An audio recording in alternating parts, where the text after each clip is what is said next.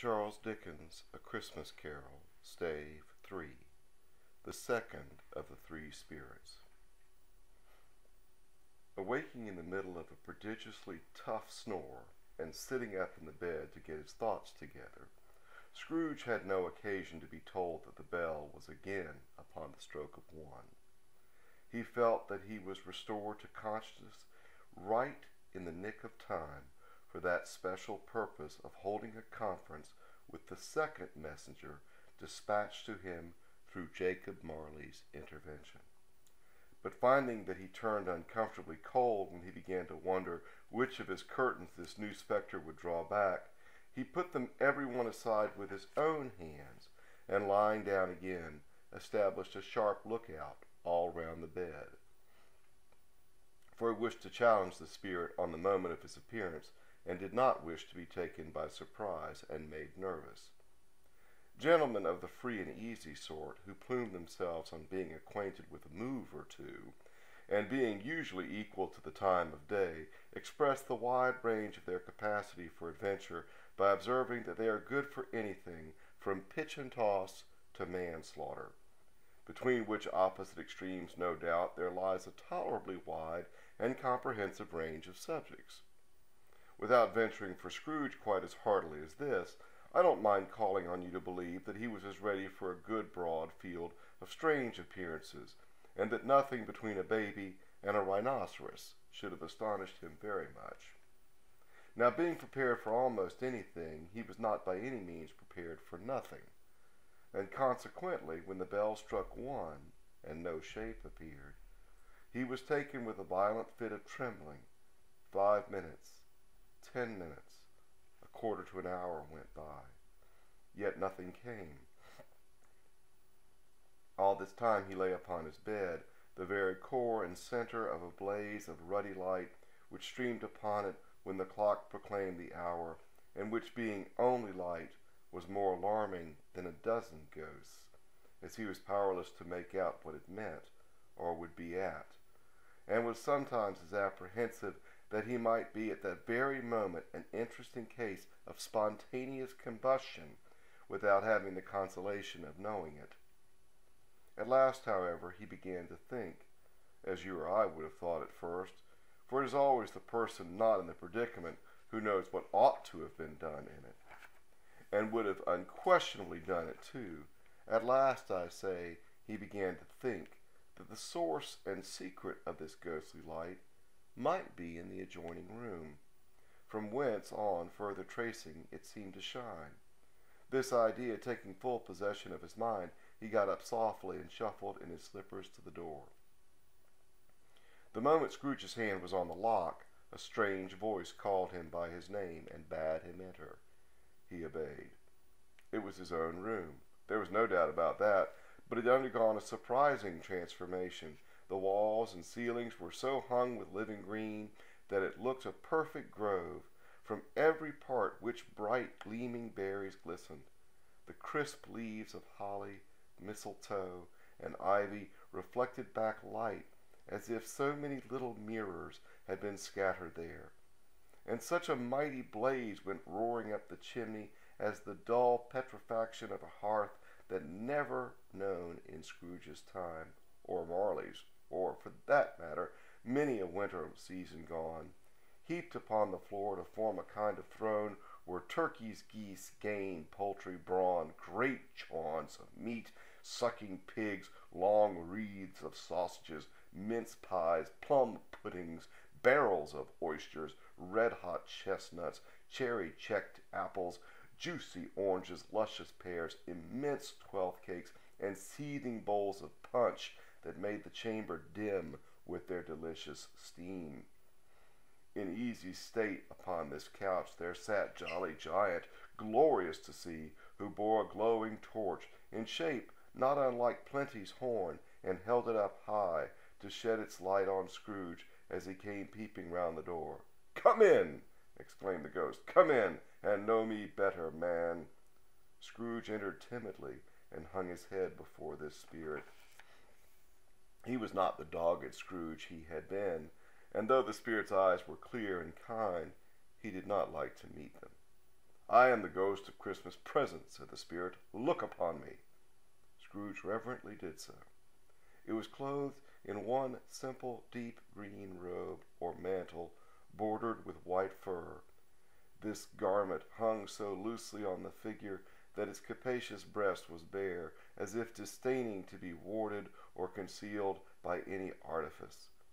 Its feet, observable beneath the ample folds of the garment, were also bare, and on its head it wore no other covering than a holly wreath, set here and there with shining icicles. Its dark brown curls were long and free, free as its genial face, its sparkling eye, its open hand, its cheery voice, its unrestrained demeanor, and its joyful air. Girded around its middle was an antique scabbard, but no sword was in it, and the ancient sheath was eaten up with rust. You have never seen the like of me before, exclaimed the spirit. Never, Scrooge made answer to it. Have never walked forth with the younger members of my family, meaning, for I am very young, my elder brothers born these latter years, pursued the phantom. I don't think I have, said Scrooge. I'm afraid I have not. Have you had many brothers, spirit? More than 1,800, said the ghost. A tremendous family to provide for, muttered Scrooge. The ghost of Christmas present rose. Spirit, said Scrooge submissively, conduct me where you will. I went forth last night on compulsion, and I learned a lesson which is working now. Tonight, if you have aught to teach me, let me profit by it. Touch my robe. Scrooge did as he was told, and held it fast. Holly, mistletoe, red berries, ivy, turkeys, geese, game, poultry, brawn, meat, pigs, sausages, oysters, pies, puddings, fruit, and punch all vanished instantly. So did the room, the fire, the ruddy glow, the hour of the night, and they stood on the city streets in Christmas morning, where, for the weather was severe, the people made rough but brisk and not unpleasant kind of music, in scraping the snow from the pavement in front of their dwellings and from the tops of their houses, whence it was mad delight to see the boys come plumping down into the road below, and splitting into artificial little snowstorms. The house fronts looked black enough, and the windows blacker, contrasting with the smooth white sheet of snow upon the roofs, and the dirtier snow upon the ground, which last deposit had been plowed up in deep furrows by the heavy wheels of carts and wagons, furrows that crossed and recrossed each other hundreds of times, where the great streets branched off and made intricate channels hard to trace in the thick yellow mud and icy water. The sky was gloomy, and the shortest streets were choked up with a dingy mist, half thawed, half frozen, whose heavier particles descended in a shower of sooty atoms, as if all the great chimneys in Britain had, by one consent, caught fire, and were blazing away to their dear hearts' content. There was nothing very cheerful in the climate or the town, and yet there was an air of cheeriness abroad that the clearest summer air and brightest summer sun might have endeavored to diffuse in vain. For the people who were shoveling away on the housetops were jovial and full of glee, calling out to one another from the parapets, and now and then exchanging a facetious snowball, better-natured missile far than many a worldly jest, laughing heartily if it went right, and not less heartily if it went wrong. The poulterers' shops were still half open, and the fruiterers were radiant in their glory. There were great, round, pot-bellied baskets of chestnuts, shaped like the waistcoats of jolly old gentlemen, lolling at the doors, and tumbling out into the street in their apoplectic opulence. There were ruddy, brown-faced, broad-girthed Spanish onions, shining in the fatness of their growth like Spanish friars, and winking from their shells in wanton slyness at the girls who went by, and glanced demurely at the hung-up mistletoe. There were pears and apples clustered in blooming pyramids. There were bunches of grapes made in the shopkeeper's benevolence to dangle from conspicuous hooks that people's mouths might water gratis as they passed. There were piles of filberts, mossy and brown, recalling in their fragrance ancient walks among the woods and pleasant shufflings ankle-deep through withered leaves.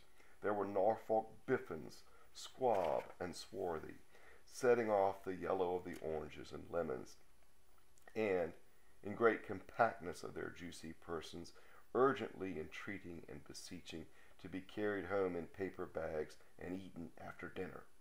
The very gold and silver fish set forth among these choice fruits in a bowl, though members of a dull and stagnant-blooded race, appeared to know that there was something going on, and, to a fish, went gasping round and round in their little world in slow and passionless excitement. The grocers, the grocers, nearly closed, with perhaps 2 shutters down or 1, but through those gaps such glimpses. It was not alone that the scales descending on the counter made a merry sound, or the twine and roller parted company so briskly, or that the canisters were rattled up and down like juggling tricks, or even that the blended scents of tea and coffee were so grateful to the nose, or even that the raisins were so plentiful and rare, the almonds so extremely white, the sticks of cinnamon so long and straight, the other spices so delicious, the candied fruits so caked and spotted with molten sugar as to make the coldest looker-ons feel faint, and subsequently bilious. Nor was it that the figs were moist and pulpy, or that the French plums blushed in modest tartness from their highly decorated boxes, or that everything was good to eat and in its Christmas dress. But the customers were all so hurried and so eager in the hopeful promise of the day that they tumbled up against each other at the door, crashing their whisker baskets wildly, and left their purchases upon the counter, and came running back to fetch them, and committed hundreds of the like mistakes in the best humor possible, while the grocer and his people were so frank and fresh that the polished hearts with which they fastened their aprons might have been their own, worn outside for general inspection, and for Christmas dolls to peck if they chose. But soon the steeples called good people all to church and chapel, and away they came, flocking through the streets in their best clothes and with their gayest faces.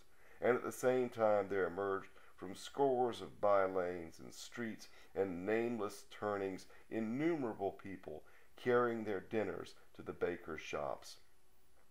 The sight of these poor travelers appeared to interest Scrooge very much, for he stood with Scrooge, appeared to interest the spirit very much, for he stood with Scrooge beside him in a baker's doorway, and taking off the covers as their bearers passed, sprinkled incense on their dinners from his torch.